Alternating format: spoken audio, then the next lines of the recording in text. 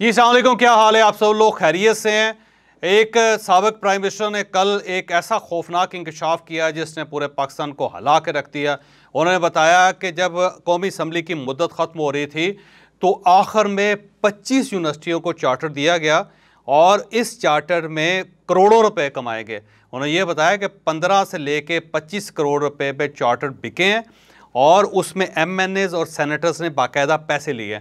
अब वो यूनिवर्सिटीज़ कौन कौन सी है ये हम आपको आज के व्लॉग में बताएंगे और इसके साथ साथ कुछ निशानदेही करेंगे कि कौन कौन से ऐसे MNAs और सेनेटर्स थे जिन्होंने बाकायदा दिहाड़ियाँ लगाई हैं और ये किसने इंकशाफ किया ये भी हम आपको आज के व्लॉग में बताएंगे और साथ ये भी बताएंगे कि अब इसका हल क्या है, करना क्या चाहिए। और इसके साथ साथ आज के व्लॉग के आखिर में भी आपको एक छोटा सा वाक़या सुनाएंगे। आपको याद होगा कि जब कौमी असम्बली की मुद्दत ख़त्म हो रही थी तो कौमी असम्बली के फ्लोर पे धड़ाधड़ बिल पास किए गए और इन बिल के बारे में कहा जाता है कि 2 दिन में 54 बिल्स पास हुए और उसके लिए जो अरकान थे सिर्फ 2-2 मिनट दिए गए पर बिल कि आपने ये बिल बनाना है, आपने इसे कानून बनाना है और आपने इसे पास करना है और आपके पास सिर्फ 2 मिनट हैं। यानी 2 मिनट में आपने इस बिल को पढ़ना भी है और इतने मोटे मोटे दत्थे होते हैं और पढ़ने के बाद आपने अपने ज़मीर के मुताबिक फ़ैसला करना है कि क्या आप इसे इत्तफ़ाक़ करते हैं या नहीं करते और उसके बाद फिर आपने उसकी मंजूरी देनी है। लेकिन इस मंजूरी के लिए सिर्फ 2-2 मिनट दिए गए थे कौमी असम्बली के अरकान के लिए। और यहाँ मैं आपको ये भी बताता चलूँ कि जो बिल पहुँचता है वो हमेशा गवर्नमेंट के वज़ीर कौमी असम्बली में लेके जाते हैं और उससे पहले ये कैबिनेट में जाते हैं और कैबिनेट में वहाँ से पास किए जाते हैं अक्सरियती राय से। तो वहाँ से कैबिनेट से बिल गया, उसके बाद वो हुकूमती वज़ीर के पास गया, हुकूमती वज़ीर ने कौमी असम्बली के अंदर खड़े होकर उस बिल को अनाउंस किया, उसे पढ़ा और उसके बाद स्पीकर साहब पूछते हैं कि बताएं कि इसकी फेवर में कितने हैं। जो फेवर में वो कहें आए और उसके बाद ज़ाहिर है जो आई कहेंगे उसकी आवाज़ों को सुन के स्पीकर साहब कहेंगे कि ये बिल कानून बन गया। और अगर लोग कहेंगे नो और नो की आवाज़ें ज़्यादा होंगी तो फिर उस बिल को रिजेक्ट कर दिया जाएगा। लेकिन उस दौरान किसी बिल के ऊपर नो की आवाज़ नहीं आई और वो 54 बिल 2 दिनों के अंदर अंदर पास हो गए। अब इन पे शाहिद खाकान अब्बासी साहब ने कल एक बड़ा दिलचस्प तबसरा किया। उन्होंने कहा कि मेरी अपनी इंफॉर्मेशन ये है कि इसके अंदर 25 यूनिवर्सिटियों को चार्टर दिया गया था कि आप पाकिस्तान के अंदर कारोबार कर सकते हैं। इन 25 यूनिवर्सिटियों में से जो अक्सरियत है उसके लिए MNAs और सेनेटर्स ने बाकायदा पैसे लिए थे और इसके लिए बाकायदा बोलियां लगीं और 15 करोड़ से लेके 25 करोड़ रुपए लिए गए एक एक बिल के लिए और दिहाड़ियां लगाई MNAs और सेनेटर्स ने। बल्कि उसमें उन्होंने कहा कि कुछ MNAs और सेनेटर्स ऐसे हैं कि जिन्होंने यूनिवर्सिटियों में बाकायदा शेयर लिया, यानी वो शेयर होल्डर बने और उसके बाद फौरी तौर पे इनको पास कर दिया गया और उसके अंदर बहुत से लोग इन्वॉल्व थे, कुछ सेनेटर इन्वॉल्व थे, कुछ MNAs इन्वॉल्व थे। फिर मैंने उनसे बार बार पूछा कि ये कौन कौन से लोग थे, लेकिन उन्होंने किसी का नाम नहीं लिया।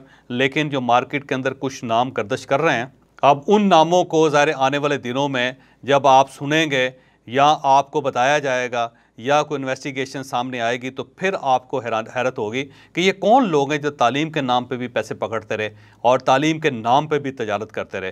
तो अब मुझे यूनिवर्सिटीज़ के बारे में तो नहीं पता कि कौन कौन सी यूनिवर्सिटीज़ हैं जिन्होंने पैसे दिए थे या जिनके नाम पे पैसे लिए गए थे, लेकिन मैं सिर्फ आपको ये बता देता हूँ कि वो 25 यूनिवर्सिटीज़ या तालीमी इदारे कौन कौन से हैं कि जिनके लिए फौरी तौर पर 2 दिनों के अंदर अप्रूवल हुई थी।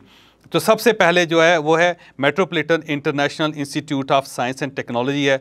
ये बिल पेश हुआ और ये बिल भी 2 मिनट के अंदर पास हो गया। फिर Askari institute of higher education है, ये भी बिल 2 मिनट में पास हुआ।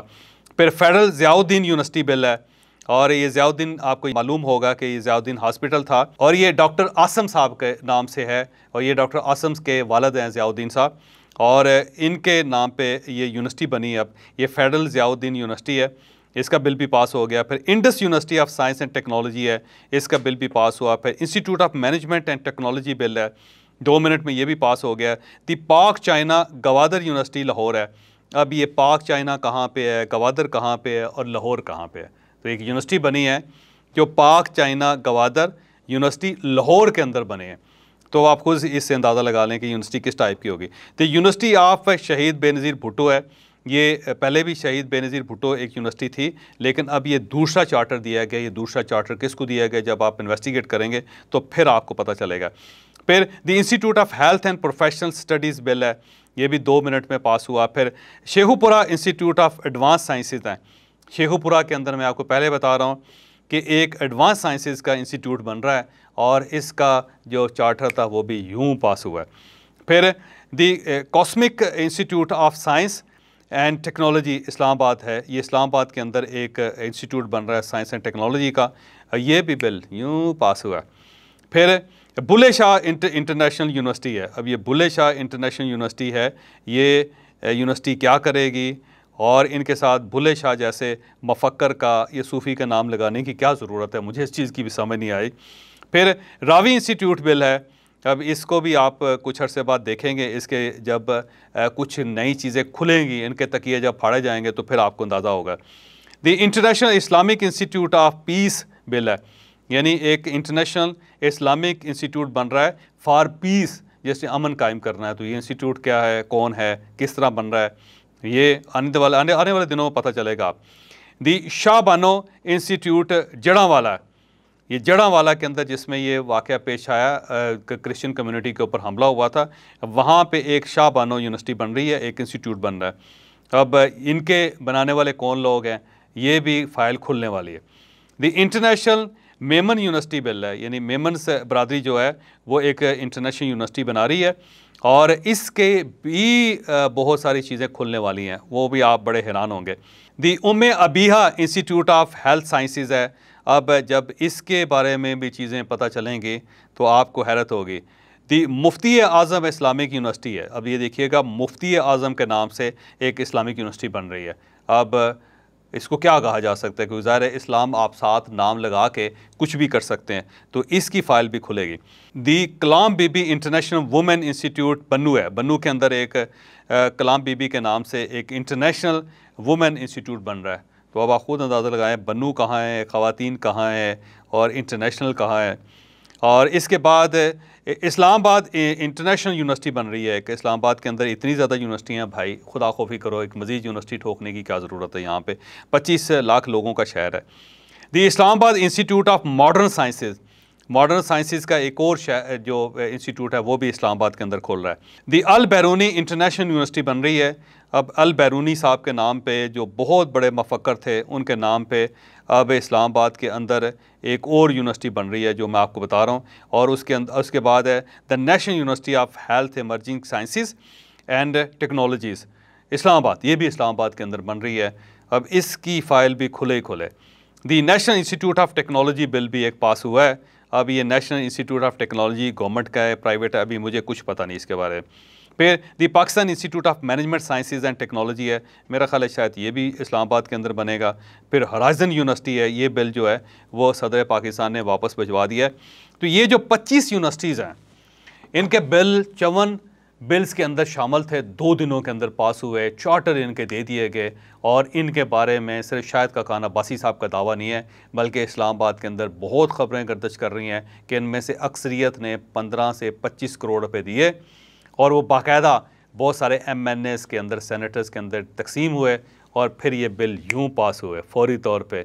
और उसके बाद गवर्नमेंट जाते जाते बहुत सारे लोगों को नवाज गई और कुछ लोग ऐसे हैं कि जिन्होंने ये फ़ैसला कर लिया था कि हमने पैसे तो पकड़ने ही हैं लेकिन साथ ही हम इनमें से शेयर्स भी लेंगे। तो इन यूनिवर्सिटियों ने कुछ लोगों को शेयर भी दिए। मेरा ख्याल ये है कि नैब को इस केस को टेकअप करना चाहिए और अगर वाकई इनके अंदर कोई चीज़ फिशी है तो उसको कौम के सामने रखना चाहिए और एक बड़ी तहकीकाती कमेटी बननी चाहिए ताकि कम से कम एजुकेशन के नाम पे पाकिस्तान के अंदर ये जुल्म नहीं होना चाहिए।